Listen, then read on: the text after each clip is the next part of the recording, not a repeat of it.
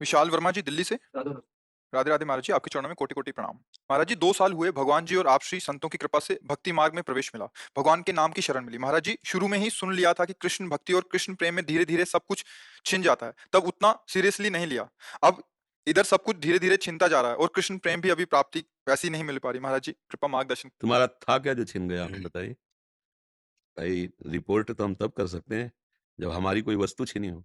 आपका था क्या, हमें बता दीजिए। आपने क्या रचना की और आपका क्या पुरुषार्थ था? किसमें? पांच भौतिक शरीर में? ये पंचभूतों से बना हुआ, या आप में है? आप भगवान के अंश हैं। क्या पुरुषार्थ? अगर वो एक आंख हटा देते हैं, उनकी मौज की बात है, वो एक से दिखाना चाहते हैं। उनकी वस्तु है ना। आपकी क्या है, हमें बता दो। आपका क्या है? आपका क्या है, आप बताइए। पढ़े लिखे गए आप, तो भगवान ने बुद्धि दी है ना। बुद्धि का हरण कर ले तो फुटपाथ में कागज बटोरते घूमते हैं। है क्या आपके पास? अब जो बात आई छिन गई, तो इसका प्रारब्ध है, आप समझो। जो हम लोग कहते हैं भगवान सर्वस्व छीन लेते हैं, उसका तात्पर्य होता है मन और इंद्रियों को भगवान में समर्पित होना। भगवान अपने बच्चों की बाहरी लीलाओं का, खेल खिलौनों का विनाश नहीं करते। भाव को समझिए। अवश्य में भोक्तव्यम कृतम कर्म शुभाशुभम। अभी आप उस कोटि के शरणागत नहीं कि आपके शुभ और अशुभों का विनाश हो गया हो। समझना। आप खुद स्वीकार करते हैं 2 वर्ष से भक्ति में हैं। अब किस कोटि की भक्ति है, 2 वर्ष में जागृत हो गई हो, आप देखो। इसके पीछे क्या होता रहा जन्म जन्मांतरों में, इसी जन्म में। आप देखो। तो जो बोया है पीछे साल की फसल, खाना तो पड़ेगा ना। अब उसमें कह दें कि हमने बम्बूल बोया था, कांटे आ रहे हैं, भगवान ने जब से भक्ति शुरू की तब से कांटे खाने को मिल रहे हैं। गलत बात। पिछले वर्ष जो आपने किसानी में बोया, इस वर्ष वही खाओगे।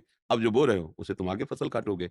अभी इस कोटि का तुम्हारा ज्ञान या भक्ति नहीं आई, जिसने जन्म जन्मांतरों के संस्कारों को भस्म कर दिया हो और विशुद्ध ज्ञान से प्रकाशित हो गया हो, तो फिर प्रश्न ही नहीं आएगा कि हमारा छीन लिया क्या? भ्रम, अज्ञान, मोह, पाप। भगवान क्या छीनते हैं? ये छीनते हैं। नहीं, लड़का छीन लिया तो भ्रम ही तो था, तो कि वो तुम्हारा पुत्र है। भगवान ही तो आए थे, तुम जान पाए क्या? तुम्हारे कर्म के भोग को देने के लिए उतने समय तक वो भगवान ही अंदर आए हुए थे पुत्र रूप में। तुम भ्रम से अपना मान लिया, इसे रो बैठ के। तुम्हें भ्रम रुलाएगा। नहीं, मेरा ऐश्वर्य छीन लिया, तो अनंत ब्रह्मांडों का ऐश्वर्य किसका है? भगवान का है। मुनीम बन के रहते तो ठीक से चल लेते, मालिक बन गए तो माया ने विध्वंस मचा दिया कि मायापति तो सिर्फ एक ही है, श्री हरि। तू मायापति कैसे बन सकता है? तो मेरा बेटा बेटा बन के रहता, मुनीम बन के रहता तो मालिक की संपत्ति। अगर मुनीम रहोगे तो घाटा मुनाफा में समान रहोगे। हमें तो पेमेंट मिल ही रही, जो घाटा पर है वो मालिक का, जो मुनाफा हो मालिक। तो मुनीम बने नहीं, क्योंकि घाटा मुनाफा का तुम्हारे ऊपर असर हो रहा है। तुम हर्षित हो रहे हो और शोकित हो रहे हो। सिद्धांत से समझोगे तो भगवान पर कभी दोष नहीं लगा पाओगे।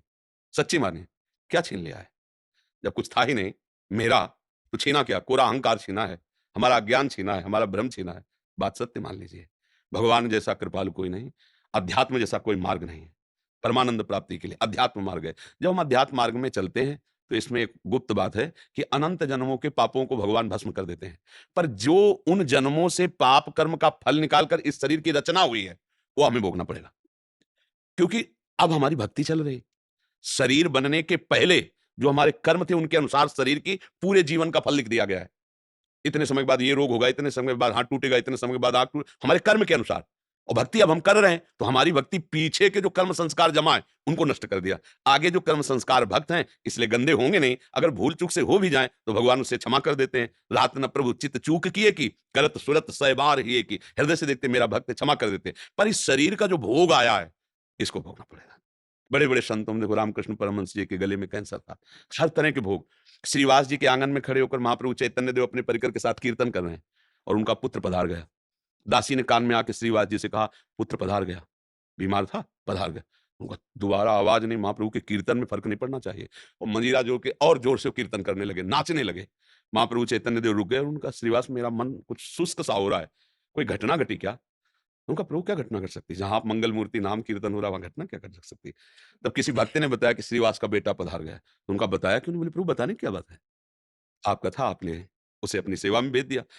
और जिस जीव को ये सौभाग्य मिले कि आप स्वयं कीर्तन कर रहे हैं और वो पधार रहा है, इसके लिए तो बड़े बड़े ऋषि मुनि याचना करते हैं। प्रभु, ये कोई शोक की बात है? ये कोई दुख की बात है? ले, वो आनंदित है। पुत्र पधार गया, वो आनंदित है कि उस जीव को जो सौभाग्य मिला। बड़े बड़े ऋषि मुनि ऐसी याचना करते हैं, और वो था नहीं मेरा, आपका था, आपने बुला लिया आपने। अब ये है भक्ति का रंग। इसमें क्या छिन गया? जो जीव जितने समय के लिए आया, उतने समय तक रहेगा और चला जाएगा। ये शरीर जितने समय तक के लिए पहले ही निर्धारित हो चुका है, इसके बाद ये चला जाएगा। भैया, अगर विवेक से देखोगे तो भगवान की कृपा तुम्हें दिखाई देगी। अविवेक से देखोगे तो लगेगा भगवान के साथ हमने क्या बुरा किया जो उन्होंने हमारा छीन लिया। और भगवान स्पष्ट कह रहे हैं, अवश्य में वो भोक्तव्यम कृतम कर्म शुभाशुभम। भोगना पड़ेगा तुम्हें जो तुम कर्म कर रहे हो। एक उपाय है, ऐसी शरणागति प्राप्त करो कि अहम भी समर्पित हो जाए, तो सब भस्म हो जाएगा। अभी उसमें प्रवेश ही नहीं हुआ है, उस शरणागति में तो प्रवेश ही नहीं हुआ, जिसे शुद्ध परमार्थ कहते हैं, उसका ककारा भी नहीं आता है, तो वो बात तो बनी नहीं। तो इसलिए ये बात को अंदर से हटाओ कि भगवान छीन लिए, भगवान कृपा कर रहे हैं, सच्ची मानो। हमारे जितने कर्म अगर वो हम पर टूट पड़े, हाँ, तो एक श्वास लेने लायक नहीं, हम ऐसे ऐसे कर्म किए हैं। इसलिए भगवान की कृपा मनाओ और भक्ति में आगे बढ़ो। तब तुम जब ऊंचाई पर पहुंचोगे, फिर देखोगे कि पीछे की भी बात को, तो हर कदम में कृपा दिखाई देगी आपको। ओहो, बचा लिया भगवान ने, कृपा की भगवान ने। अगर हमारे अनुकूल परिवार मिलता, अनुकूल संपत्ति मिलती, तो भोगों में फंस जाता, कभी इस आनंद को प्राप्त। कितने कृपालु भगवान, आपने मुझे वो दिया ही नहीं जिसमें फंसा जाता है, मुझे दिया ही नहीं, बड़े कृपालु आपकी जय। ऐसे मनाते। अभी राग है भोगों में, परिवार में, संसार में, तो हमें लगता है कि भगवान बहुत बुरा करने वाले हैं। एक ऐसे हैं कि जो उनकी ज्यादा आरती पूजा करता है, उसी की वो धुल देते हैं, उसी को पिटवा देते हैं, उसी को कष्ट। ऐसा नहीं है। वो जो दिखाई आपको दे रहा है, वो इसलिए दे रहा है कि अब आखिरी है, अनंत जन्मों का हिसाब इसी जन्म में होके खत्म खेल, अब हमें प्रभु के पास जाना है। ये बात अगर आप देखोगे तो आप रो पड़ोगे कि जिन कर्मों को मैं लाखों जन्म भोगता फिर भी नहीं काट पाता, उनको भगवान ने से चुट-पुट थोड़ा बड़ा कष्ट देके निपटा दिया और अपने पास बुला रहे हैं। बड़े कृपालु भगवान हैं। तो हमें तो कृपा ही कृपा नजर आती भैया। भगवान पर दोष करने का तो हमें कभी समझे में नहीं आया।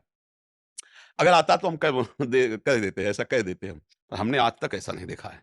जब कभी कहीं कोई हृदय में जलन हुई तो मेरे विचार की कमी हुई, मेरे आचरण की कमी हुई, मेरे भगवान की नहीं। सच्ची कहता हूँ। उनका ऐसा प्यार है, उनका ऐसा दुलार है, मतलब करोड़ों प्राण हो तो भी उनके आगे बलिहार है। जहां मैं जला हूं, वहां मेरी सोच गलत हुई है, मेरी चेष्टा गलत हुई है, वहां मैं जला हूं। उनकी कृपा में कहीं जलन नहीं है। हमसे गलती हुई है, तब इस बात का मुझे बोध हुआ बाद में कि ये हम गलत चिंतन किए, ये गलत हमारी चेष्टा थी, इसलिए मुझे वो जलन हुई। वो भगवान की तरफ से नहीं, वो क्रिया का फल है। भगवान की तरफ से तो कृपा ही कृपा है, कृपा ही कृपा है।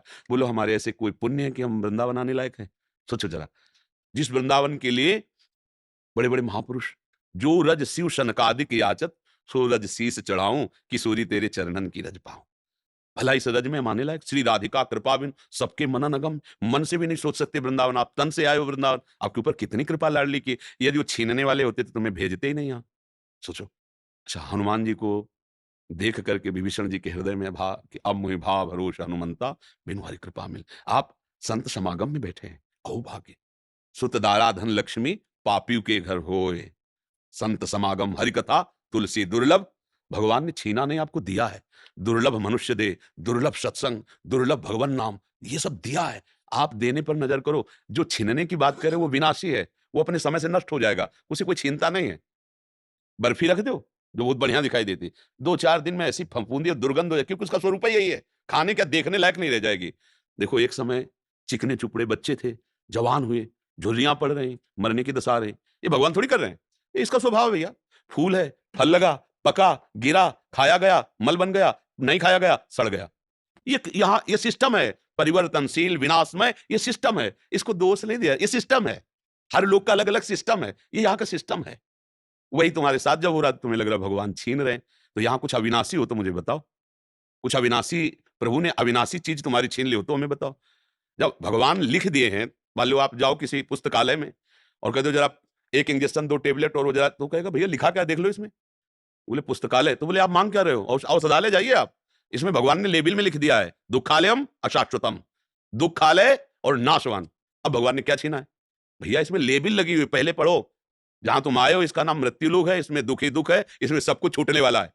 अब तुम पकड़ के बैठो कि हमारा ना छूटे, तो आज तक कोई ऐसा नहीं रहा कि जिसका पकड़ा हुआ कुछ बचा हो, सब छूट गया है, शरीर भी छूट गया है। क्या मिला? नाम, परम धन राधा नाम। कबीरा सब जग निर्धना, धनवंता नहीं कोई, धनवंता सोई जानिए जाके राम नाम धन, राधा नाम, कृष्ण नाम, श्याम नाम। तो भैया आपको प्रभु ने दिया है, वो दाता है, वो लेने वाले थोड़ी है। भूल से सरकारी संपत्ति पर कब्जा कर लो, और जब सरकारी पार्षद आके छुड़ाए तब आप गाली दो सरकार को। तो भाई देखो तुम्हारी भूल है, माफीनामा तुम्हें लिखना चाहिए।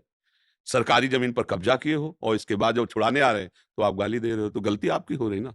ये सब कुछ सरकारी है, भगवान का है, सेवा के लिए मिली ये गाड़ी बंगला, सेवा के लिए मिली। भगवान की सेवा कर कर, परिवार की सेवा करके अपने ऋण से मुक्त हो जाओ और भगवान को प्राप्त हो। अब मान लिया अपना और चाहते हो कि अविनाशी बना रहते हो, अब कुछ अविनाशी नहीं भैया, सब धोखा ही धोखा है। अगर कोई आप प्रमाण दो कुछ भी अविनाशी हो तो बताओ। भगवान भी अवतार लेते हैं तो समय के साथ अंतर्ध्यान हो जाते हैं। समय के साथ, समय जितना लेके आए उतना ही। जब भगवान नहीं ज्यादा रुके समय के आगे प्रगट अवतार में, तो हम तुम कैसे आशा करें कि भैया जरा हमें संजीवनी मूर्ति चटा देना कि हम थोड़ा नहीं, जितनी आयु है छठी राव के अंक जो विधना ने लिख दिए, छठी राव के अंक, राई घटे न तिल बढ़े, रहुरे जीव निशंक। यहाँ जो होला है वही होगा। तुम राधा राधा जपो, धर्म से चलो, जो साथ है उनको लेके चलो, जो छूटते जाए जय श्री राधे, आगे बढ़ो। ये महाप्रस्थान लीला है। अगर यहाँ पकड़ के बैठेगा हमारा लड़का, हमारी पत्नी, हमारी संपत्ति, हमारा शरीर, हम विद्वान, हम धनी, तो बाद में रोने के सिवा हाथ कुछ नहीं लगेगा, क्योंकि ये सब तुम्हारा ना था, ना है, न रहेगा, पक्का किसी का लगे ऐसा होगा। शुद्ध बात समझ लोगे ना तो आनंदित हो जाओगे। और नाटकबाजी से इसका हल होना नहीं है। नाटक में नाटक क्या, गंदी नाली के पानी से हाथ धोगे तो पवित्र थोड़ी हो जाएंगे। माया का नाटक चल रहा है। मैं और मोर तोर तय माया, एकमात्र भगवान है, दूसरा कुछ नहीं, माया ही सब कुछ ऐसा दूसरा दिखा रही। भजन करो, माया का नाश होगा तो आप खुद समझ जाओगे कोई नहीं, आप सत्य स्वरूप भगवत स्वरूप हैं। आप कोई मनुष्य नहीं है, आप कोई जीव जंतु नहीं है, आप भगवान के अंश अर्थात भगवत स्वरूप हैं आप। बस यही तो भूल गए, और यही याद आ जाए तो अभी मस्त हो जाओगे, अभी आनंद आ जाएगा। कोई था नहीं, कोई है नहीं, कोई रहेगा नहीं, एक ही था, एक ही है, एक ही रहेगा। बात पकड़ लीजिए। दूसरा तुमने जो माना है वो तुम्हारा भ्रम है, इसलिए तुम्हें रोना पड़ेगा, भयभीत होना पड़ेगा, दुखी होना पड़ेगा। यही तो हो रहा है ना।